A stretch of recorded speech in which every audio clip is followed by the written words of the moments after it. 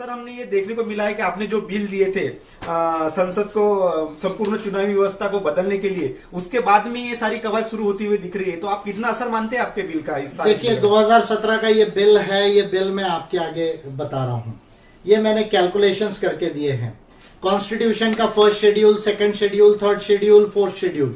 First schedule में house of the people Lok Sabha का calculation है, सेकंड शेड्यूल में लेजिस्लेटिव असेंबलीज विधानसभाओं का कैलकुलेशन है, third schedule of the constitution में लेजिस्लेटिव काउंसिल्स का कैलकुलेशन है, फोर्थ शेड्यूल में जो है council of the states Rajya Sabha का जो है वो कैलकुलेशन है। मैंने कैलकुलेशन करके दिया कि भारत के अंदर में मेंबर पार्लियामेंट होना चाहिए लोकसभा में, 675 मेंबर पार्लियामेंट होना चाहिए राज्यसभा में, और 6382 एमएलए होना चाहिए, जो अभी 4000 समथिंग कुछ है उससे बढ़कर।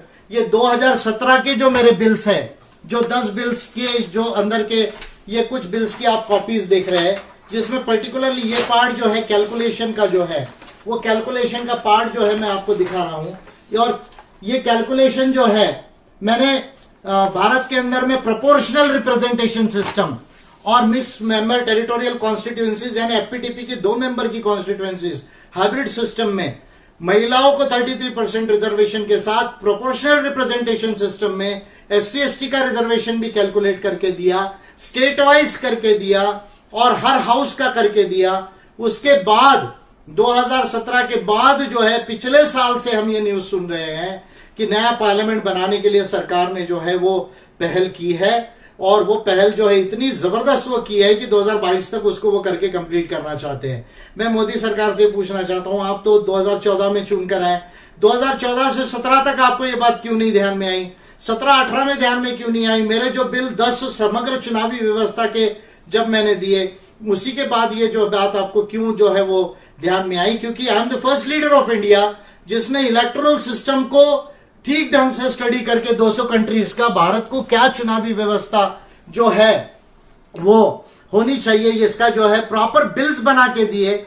जो कॉन्स्टिट्यूशन और बाकी बिल्स है, जो रिप्रेजेंटेशन ऑफ पीपल्स एक्ट है 1951, कंडक्ट ऑफ इलेक्शन रूल्स है 1961, डिलिमिटेशन एक्ट है, कंपनीज एक्ट है, आईटी एक्ट है, फिर केबल रेगुलेटरी और ट्राई का जो एक्ट है, इसमें अलग अलग जगह कैसे कैसे प्रोविजंस होते हैं वो मैंने कर दिए। और उसके बाद ही जो है आज ये सुनने में आ रहा है कि 1224 या 1214 जो है वो सांसद रहेंगे, जिसमें 888 जो है वो लोकसभा में होंगे और 316 या 316 या 326 जो है वो राज्यसभा में होंगे। ये फॉर्मूला आ रहा है। लेकिन मैं आज भी कहूंगा कि यदि ये प्रोजेक्शन अगर लोगों का, एक एमपी और लोगों का अगर परसेंटेज को यदि देखे, तो आज भी जो है मैं समझता हूं कि ये जो मेंबर पार्लियामेंट की संख्या बढ़ाई जा रही है वो पर्याप्त नहीं होगी। उसका मैं मेरा फॉर्मूला और जो सरकार का मोटा फॉर्मूला है वो दे रहा हूं।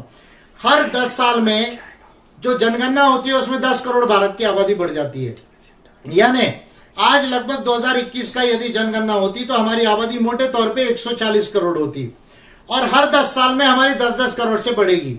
यानी 140 की 150 करोड़ 31 में होगी, 160 करोड़ 2041 में होगी, 2051 में 170 करोड़ होगी, और 50 के बाद 2050 के बाद फिर जो हमारा जो डिकेडल ग्रोथ रेट है वो स्टेबलाइज होगा, वहां हमारी जनसंख्या स्टेबलाइज होगी और फिर धीरे धीरे नीचे आएगी। अगर ये कैलकुलेशन को देखा जाए तो मैं मेरा फॉर्मूला बताता हूं और गवर्नमेंट का फॉर्मूला अभी जो निकाल रहे वो बताता हूं। मैंने कहा था लोकसभा में 1,500 एमपी होने चाहिए। आज के लिहाज से 9,33,000 लोगों पर एक एमपी होता है अगर केवल लोकसभा का कैलकुलेशन करें तो।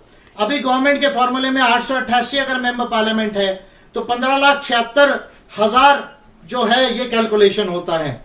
अगर 2031 में 10 करोड़ लोग बढ़ते तो मेरे फॉर्मूले से 10 लाख होगा, गवर्नमेंट के फॉर्मूले से 16,90,000 जो है लोगों पर एक सांसद होगा। 41 में मेरे फॉर्मूले में 10,66,000 पर एक सांसद होगा, गवर्नमेंट के फॉर्मूले से 18,01,000 जो है लोगों पर एक सांसद होगा। 2051 में 11,33,000 पर मेरे फॉर्मूले से एक सांसद होगा, गवर्नमेंट के फॉर्मूले से 19,14,000 पर एक सांसद होगा। अगर मैं एवरेज निकालूं तो मेरे फॉर्मूले में 2051 तक 9,33,000 से लेके 11,33,000 तक लोकसभा का एक सांसद लोगों का अगर एवरेज निकाले तो 9,33,000 से लेके 11,33,000 इतना मेरा बीच में एवरेज आएगा।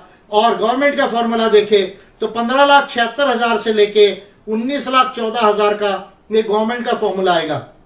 केवल यदि लोकसभा और लोगों का रेशो देखा जाए तो यदि टोटल सांसद को मैं पकड़ लूं लोकसभा और राज्यसभा के, तो मेरे फॉर्मूले में 2175 होते हैं और गवर्नमेंट के फॉर्मूले में 1224 या 1214 का फॉर्मूला आ रहा है। तो मैं दोनों फॉर्मूले बता देता हूं। मेरे फॉर्मूले में आज के तारीख में टोटल एमपी लोकसभा राज्यसभा का जो मैंने 2175 कहा है उसमें 6,43,000 पर एक सांसद होगा। गवर्नमेंट के इसमें 11,43,000 पर एक सांसद होगा। 2031 में 6,90,000 पर एक सांसद मेरे इसमें होगा। गवर्नमेंट के इसमें 12,25,000 पर एक सांसद होगा। मेरे इसमें 41 में 7,35,000 पर एक सांसद होगा। गवर्नमेंट के फॉर्मूले में 13,07,000 पर एक सांसद होगा। 2051 में मेरे फॉर्मूले में 7,81,000 पर एक सांसद होगा। गवर्नमेंट के फॉर्मूले से 13,88,000 का ऊपर एक सांसद होगा। फिर अगर एवरेज में मिला लूं तो 6,43,000 से लेके 7,81,000 लोगों पर टोटल एमपी यदि मैं मेरे फॉर्मूले में पकड़ू 2,175 लोकसभा और राज्यसभा के, तो 6,43,000 से 7,81,000 2051 भी हो जाएगा तो भी ये मेरा एवरेज आएगा।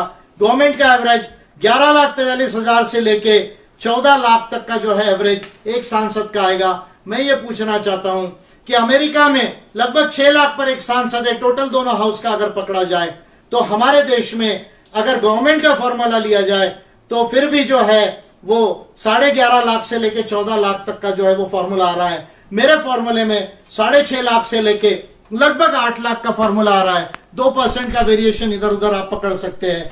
तो मैं ये समझता हूं जो बातें हैं तो ये बातें जो है बड़ी स्पष्ट है, और ये जो बातें जो स्पष्ट है तो उस लिहाज से जो है मैं ये समझता हूं कि इसमें कैलकुलेशंस में अभी भी प्रॉपर जो है वो रिकंसिलिएशन नहीं हुआ है।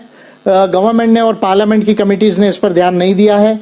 और एक बार संसद यदि बन जाएगा और उसकी कैपेसिटी केवल 1214 या 1224 जो भी आप कह रहे हैं अगर वो हो जाएगी, तो उसके बाद अगर संख्या बढ़ाने की जरूरत पड़ती तो आप उनको कहाँ बैठाएंगे? तो क्या फिर तोड़कर संसद बनाएंगे? तो इसलिए मुझे लगता है कि अभी प्रॉपर कैलकुलेशन करना चाहिए। और मेरा ये मानना है कि 6 से 7 लाख के ऊपर टोटल एमपीज का जो है एक एमपी होना चाहिए लोकसभा राज्यसभा मिलाकर। ये आइडियल प्रोपोजिशन है वर्ल्ड की डेमोक्रेसीज का, उसी को हमने फॉलो करना चाहिए। और हमने जो है ये 11.5 लाख से 14 लाख का जो रेशो है उसके तरफ में नहीं जाना चाहिए। और मैं समझता हूँ कि इस पर संसद और सरकार जो है वो ध्यान देंगी। और मेरे जो 10 बिल्स है उसके ऊपर में केवल संख्या बढ़ाने से एमपी के काम नहीं चलेगा, प्रोपोर्शनल रिप्रेजेंटेशन सिस्टम को लाना पड़ेगा। डबल मेंबर एफपीटीपी के साथ सबको चुनाव लड़ने के लिए पार्टीज और कैंडिडेट्स को बजट से या नेशनल इलेक्टोरल फंड से पैसा मिलना चाहिए। प्राइवेट फंडिंग जो है कंपनीज जो देती है पार्टीज को उस पर सीलिंग लगाना होगा, मीडिया रेगुलेशन बनाना होगा और ठीक ढंग से जो है डिलिमिटेशन ऑफ कॉन्स्टिट्यूएंसीज करनी होगी। और ईवीएम से ये चुनाव की जगह बैलेट से चुनाव कराने होंगे। आप देखें ना अमेरिका में जो है वोटिंग हो जाने के बाद रिजल्ट कंफर्मेशन के लिए 12 दिन लगते हैं और उसके बाद कोर्ट केसेस के लिए 1-1 महीना होता है, तब जाके जो है फाइनली डिसाइड करके डिक्लेयर किया जाता है कि नहीं ये राष्ट्रपति चुने गए। अगर अमेरिका जैसे जो है सबसे पुराना एक लोकतंत्र है, सबसे प्रगत कंट्री है, उसमें अगर जो है 1 महीना रुक सकते हैं वो चुनाव को डिक्लेयर करने के लिए, तो हमको क्या जल्दबाजी है कि 1 दिन के अंदर ईवीएम के माध्यम से जो है वो डिक्लेयर कर दिया जाए। तो मैं समझता हूँ this is not a sign of free and fair elections. तो ये जो नई संसद बन रही है तो ये अच्छी बात है और मेरे वजह से लोकसभा के एमपीज बड़े हैं, लेकिन वो अभी भी पर्याप्त नहीं है, ऐसा मेरा मानना है।